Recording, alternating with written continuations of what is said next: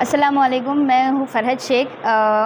मुस्लिम league की जो student शाखा है, मैं उसकी नेशनल वाइस प्रेसिडेंट हूँ। मैं आपको बता दूँ, जैसे कि मुस्लिम लड़कियों के बारे में बात हो रही है, हिजाब के ऊपर हमने भी प्रोटेस्ट किया था जब कर्नाटक की कोई स्कूल या कॉलेज में बच्चों को एंट्री नहीं दी जा रही थी कि आपको हिजाब उतार कर वहाँ पर आना है। तो ये बिल्कुल गलत है, क्योंकि हिंदू धर्म में भी तो औरतें पल्ला लेती है, सिख बाकी दूसरी नन्स वगैरह वो भी स्कार्फ ओढ़ती है। आप किस किस को मना करोगे अपने रिलीजन को फॉलो करने के लिए? और रिलीजन को फॉलो करना, उसको किसी तरीके से सामने लाना, या लिख के या पढ़ के या किसी भी तरीके से, हमको पूरा कॉन्स्टिट्यूशनल राइट्स है इसके बारे में। और आप देखिए, जैसे कि अभी रहमान साहब ने कहा कि किसी भी फ़िरके को या किसी भी धर्म को या किसी भी पर्टिकुलर कास्ट को आप पीछे रख के जो सोचोगे कि हम हिंदुस्तान को तरक्की की राह पर लेकर जाएंगे, विच इज़ नॉट पॉसिबल। तो आप अगर औरत जो है, आपने उसको बोल बोल कर उसको वीकर सेक्शन में डाल दिया, लेकिन आज औरतें हर उस मकाम पर पहुंच चुकी है जहां पर मर्द थे जी। तो आप ये नहीं बोल सकते हो कि और आप औरतों पर जो इस तरीके से जुल्म करके या उनके ऊपर बिना कोई कार्रवाई किए हुए आप उनको जो है बस डिग्रेड करते जाओगे, तो इस तरीके से हिंदुस्तान जो है वो कभी भी तरक्की की राह पर नहीं आ सकता है। केरला स्टोरी पे भी बहुत टिप्पणियां दी गई थी। मुस्लिम लीग ने 1 करोड़ का इनाम रखा था, सुबह से लेकर शाम तक डेस्क खाली था, कोई आया नहीं प्रूफ देने के लिए, क्योंकि ऐसा हुआ नहीं था। कल को मैं फ़ोन कॉल पे या मेरी रिकॉर्डिंग में बोल दी मैंने कि प्रधानमंत्री मुस्लिम है, तो मैं बस एक बयान पर आप जो है वो उसके ऊपर चालू हो जाओगे? ऐसा नहीं होता है। आप बिना प्रूफ के किस तरीके से बात कर सकते हो? यहाँ तक कि कल वो शाहनवाज जो है, हमारे गाज़ियाबाद की पुलिस आके उसको गिरफ्तार करके कल कोर्ट में भी हाजिर किए उन्होंने।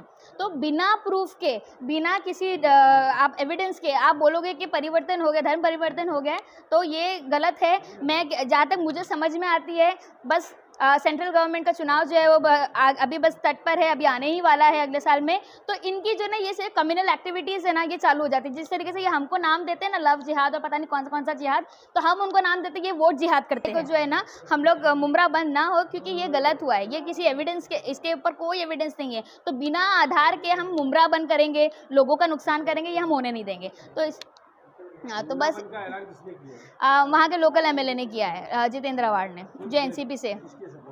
किसके वो खुद उन्होंने मतलब बोला है कि अगर इस तरीके से आप बोलते रहोगे और मुमरा का नाम जैसे बस मुझे तो मैंने तो उनको कहा है कि आप हमेशा पब्लिसिटी स्टंट करते हो। धर्म परिवर्तन का आरोप लगा है इस वजह से, हाँ, क्योंकि अगर किसी तरीके का एविडेंस नहीं मिलेगा तो मुमरा बंद किया जाएगा। अरे मुमरा क्यों बंद करना है? एग्जैक्टली, मेरा भी पॉइंट यही है। आप तो सरकार में हो, आप एमएलए हो, आप एहतजाज करो, आप ना ऑफिशियल काम करो। नहीं, आप सरकार में नहीं, एटलीस्ट तुम एमएलए हो, यू हैव अ पावर। हम साधारण लोग हैं, हम नहीं कर सकते, लेकिन तुम तो एमएलए हो, तुम तो कर सकते हो। तुम आईजी वगैरह से बात करो, तुम सीएम वगैरह से बात करो, तुम ऑफिशियली बात करो इस बात के लिए। आप सिर्फ बंद कर लोगों का नुकसान क्यों कर रहे हो? तो ये एक पब्लिसिटी स्टंट है कि बस मैंने तुम लोगों के लिए किया। ये भी आने वाला चुनाव है, अभी टीएमसी के चुनाव है मुमरा में, और वहाँ पर 18 नगर सेवक जो एनसीपी के हैं, इस वजह से ये थोड़ा एक पब्लिसिटी स्टंट मैं मानती हूँ इस चीज़ को। मुमरा में बहुत ज्यादा पैमाने पे ड्रग्स का कारोबार हो रहा है। हाँ, और पुलिस उसके ऊपर एक्शन नहीं ले रही है। आपका क्या कहना है? देखिए, ड्रग्स तो हर मोमेडन एरिया में मैंने देखा है कि ड्रग्स का जो है वो चलन बहुत ज़्यादा चल रहा है, हर जगह पे मैंने देखा है। लेकिन प्रशासन को और वहाँ के लोकल एमएलए और जो भी नगर सेवक होते हैं या कॉर्पोरेटर जो होते हैं, उनको इसके ऊपर स्ट्रिक्ट एक्शन लेना चाहिए। क्योंकि उनको ये नहीं सोचना चाहिए, उनको ये सोचना चाहिए कि हमारी जो कौम है या हमारे जो लोग हैं वो कहाँ जा रहे हैं। वो ड्रग्स में जो है वो इन्वॉल्व होकर जो है हमारी नस्लें कहाँ कितनी बर्बाद हो रही है, उनको ये सोचकर जो है उसके ऊपर एक्शन लेना चाहिए। कहीं ना कहीं हमारी भी गलती है कि हम उसके ऊपर कोई स्ट्रिक्ट एक्शन नहीं ले पा रहे। लेकिन हाँ, ऐसा है वहाँ पर मुमरा में, पुलिस प्रशासन की भी मैं गलती मानूंगी इस चीज़ के लिए कि वो इस चीज़ पर नहीं ध्यान दे रही है। शायद पता होते हुए भी उन्होंने उसके ऊपर कोई एक्शन नहीं लिया है। हम लोग ने भी इसके ऊपर काम करना चाहा है। अब इंशाल्लाह आने वाले दिनों में मुस्लिम लीग भी वहाँ पर ड्रग्स के ऊपर काम करेगी। मुमरा पुलिस को पता है, ठीक है, ड्रग्स पेडलर कौन है वो अच्छी तरह जानती है, बेचने वाले कौन है। बेचने वाले कब खरीदेंगे जब बेचने वाले बंद होंगे। सबसे पहले जो इसका कारोबार कर रहे हैं उन पर कार्रवाई होनी चाहिए। इसका आप क्या करें? बिल्कुल, मैंने कहा ना अभी जैसे सिर्फ पर्टिकुलर अगर मुमरा की बात हो रही है, इसलिए मैं बोल रही हूँ यहाँ पर कि एक वो जो मुमरा पुलिस स्टेशन है ना, वो किसी पर्टिकुलर पार्टी के दबाव में काम करती है। मैंने ये चीज़ पहले भी बहुत बार ऑन कैमरा बोला है कि वो पर्टिकुलर पार्टी के दबाव में काम करती है।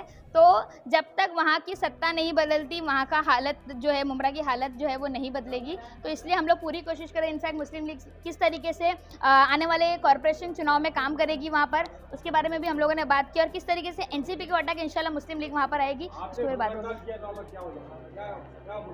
हाँ, भूख हड़ताल, देखिए हम मुमरा वालों को 13 साल बाद एक सरकारी हॉस्पिटल मिल रहा था और उस सरकारी हॉस्पिटल को प्राइवेट करने की कोशिश की जा रही थी। इस वजह से हमने वहाँ पर जो है भूख हड़ताल किया था। अच्छा, वही भूख हड़ताल में वहाँ के लोकल एमएलए जो इतना घबरा गए, उन्होंने भी मुझसे ये जो आज टॉपिक निकला है, उन्होंने मुझे जिन्ना की पोती कहा। मैं ये कहूँगी कि उनकी नॉलेज की कमी है, उनको पता नहीं है कि जिन्ना कौन सी पार्टी से थे और फरज शेख कौन सी पार्टी की है। वो ऑल इंडिया मुस्लिम लीग से थे और मैं जो हूँ वो इंडियन यूनियन मुस्लिम लीग से हूँ, जो आज़ादी के बाद बनी है, और मैं उस पार्टी से बिलोंग करती हूँ। ठीक है, तो उनकी उसके ऊपर मैंने अभी हम लोगों का एफआईआर का जो चालू है प्रोसेस, मुझे जिन्ना की पोती कहा उन्होंने, भरी सभा में कहा, मैंने उनके ऊपर डिफेमेशन, इसके अलावा और भी कुछ इल्ज़ाम मुझ पर लगाए गए। उस वक्त मैं उपोषण पे बैठी हूँ और मेरे ऊपर कुछ इल्ज़ाम लगाए गए। आप जिस पार्टी से आते हैं, एनसीपी से और कांग्रेस ने तो केरला में मुस्लिम के साथ हुकूमत बनाई है, आपकी साथी पार्टी ने जवाब दीजिए उनको।